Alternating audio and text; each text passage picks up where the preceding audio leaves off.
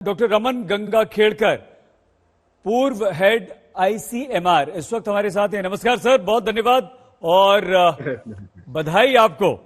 कैसा लग रहा है वो कोरोना जिसने हमें बहुत परेशान किया सर, बहुत हमारे देशवासियों को परेशान किया, आज उसे हराने की दिशा में हम बढ़ रहे हैं। ये वैक्सीनेशन प्रोग्राम कितना बड़ा है, ये वैक्सीनेशन प्रोग्राम जो है वो कितना कारगर सिद्ध होने वाला है सर? देखिए, ये अपने देश के ही इसमें ऐतिहासिक दिन करके माना नहीं जाएगा, ये सारे दुनिया में मानना पड़ेगा जी। आप एक चीज समझना बहुत जरूरी है कि ये एक साल के अंदर कोई ऐसा पैंडेमिक वाला विषाणु नहीं था कि जिसके खिलाफ लड़ने के लिए वैक्सीन बना के वैक्सीन लगाने की भी प्रक्रिया शुरू हो जाएगी। सबसे अच्छी चीज हमारे देश के लिए जो हुई, जो सरकार ने जो लॉकडाउन कदम उठाया था उसको लोगों ने अच्छे ढंग से सपोर्ट किया। वो सपोर्ट करने की वजह से सबसे बड़ी बात हो गई कि 4-5 महीने का हमको टाइम मिला। उस टाइम के अंदर भी आपने देखा सरकार ने आत्मनिर्भर भारत का कॉल दिया था। उसमें सारे किस्म के जो भी खामियां नजर आ रही थी कि हमको अगर लड़ना है तो पूरे पीपीई चाहिए, डायग्नोस्टिक किट्स चाहिए, वो सारों को हमको समय मिला वो बढ़ाने के लिए, उसके लिए कैपेसिटी। और आज वो जो फर्स्ट वेव थी, जो सारी दुनिया सेकंड और थर्ड वेव से जूझ रही है, हमारे यहाँ सिर्फ पहली ही वेव में वो कम होते हुए अभी जब नजर आ रहा है जी। तो हमको जो दूसरे दुनिया में दूसरे लोगों के साथ में जो दिखाई देता है कि जितना तेजी से बीमारी बढ़ रही है, वो सबसे बड़ी अपॉर्चुनिटी हमारे पास आ चुकी है कि हम सिर्फ कोविड अप्रोप्रिएट बिहेवियर ही नहीं, वैक्सीन का इस्तेमाल करके हम जब ये इन्फेक्शन अभी कम है उस टाइम पे अगर हम शुरुआत करें तो अगले 2-3 महीने में अगर कोविड अप्रोप्रिएट बिहेवियर का पालन कम हुआ और हमारे यहाँ सेकेंड वेव शुरू हो गई तो उसको भी लड़ने की ताकत हम रख पाएंगे। तो ये बहुत ही शुभ दिन है।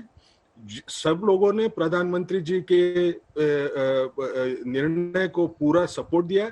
अब उनके सारे लोगों के प्रोत्साहन की वजह से हम कहां से कहां पहुंच चुके हैं।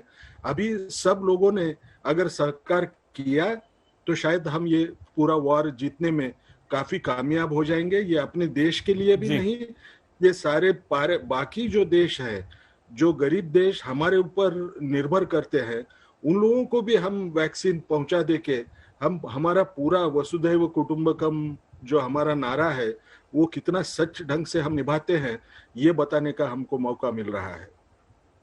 डॉक्टर रमन, ये भारतीय समाज, भारतीय सभ्यता और हमारी संस्कृति की अवधारणा है वसुधैव कुटुंबकम, जिसका आपने यहां पर अभी जिक्र किया। लेकिन जिस तरह से डॉक्टर रमन हमने ट्रायल्स किए कई सारे फेजेस में, और ये दुनिया का सबसे बड़ा वैक्सीनेशन अभियान है, उसके लिए जिस तरह से तैयारियां की, ड्राई रन्स किए, पहले 5 राज्य में, उसके बाद देश भर में, ये कितना महत्वपूर्ण था। और आज जब 3006 सेंटर्स पर एक साथ वैक्सीनेशन प्रोग्राम शुरू हुआ है और जितना स्मूथली ये चल रहा है, ये कितनी बड़ी कामयाबी है। और ये कितना जरूरी था ड्राई रन्स करना, कितना जरूरी था पहले से सारी तैयारी करना, डॉक्टर रमन?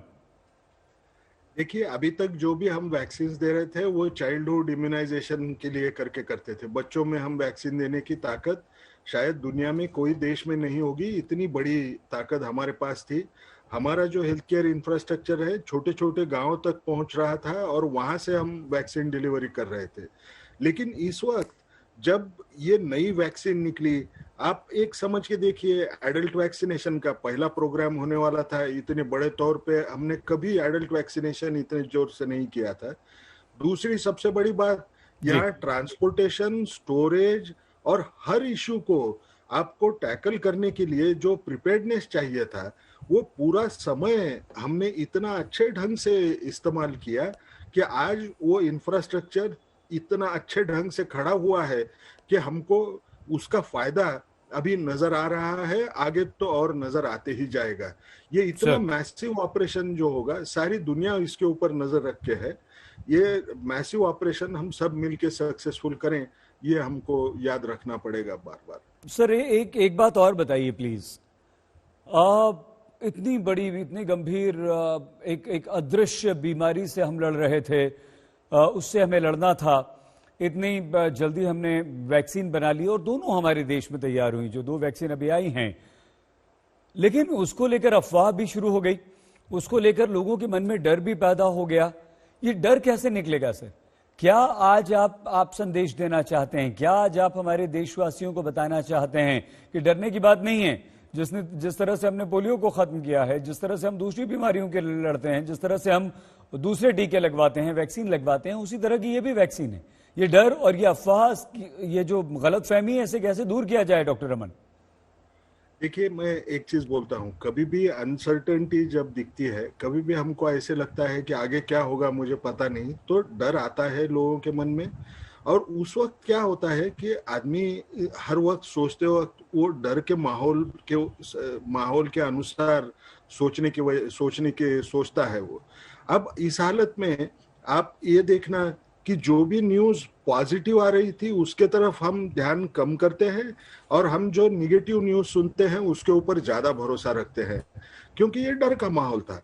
अब आप एक चीज़ सब लोगों को मैं एक ही बताऊंगा कि आज तो 3 लाख लोगों को वो वैक्सीन मिल चुकी होगी जब तक ये प्रोग्राम खत्म हो जाएगा।